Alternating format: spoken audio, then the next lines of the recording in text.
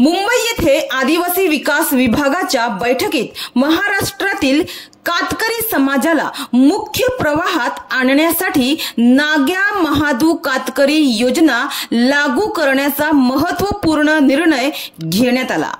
या योजनेअंतर्गत महाराष्ट्रातील सर्व जिल्ह्यांमधील आदिम जमातींसाठी निधी वितरित केला जाणार असून मागणीप्रमाणे अर्थसंकल्पीय तरतूद केली जाणार आहे। यासाठी पालघर जिल्ह्यासाठी विशेष निधी मंजूर करण्यात आला असून त्वरित अंमलबजावणीचे आदेश देण्यात आले आहेत।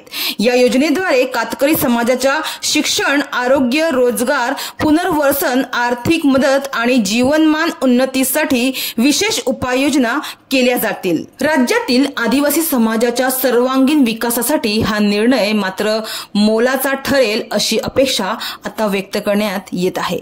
स्थानिक पातळीवर लवकरच या योजनेच्या प्रभावी अंमलबजावणीसाठी विशेष बैठकींचे आयोजन करण्यात येणार आहे। तर मुंबई येथे पार पडलेल्या या बैठकीत आदिवासी विकास मंत्री अशोक उईके, विद्यमान आमदार राजेंद्र गावित, आमदार हरिश्चंद्र भोये, आदिवासी विभागाचे आयुक्त, अप्पर आयुक्त, सचिव तसेच जव्हार व डहाणू प्रकल्प अधिकारी उपस्थित होते।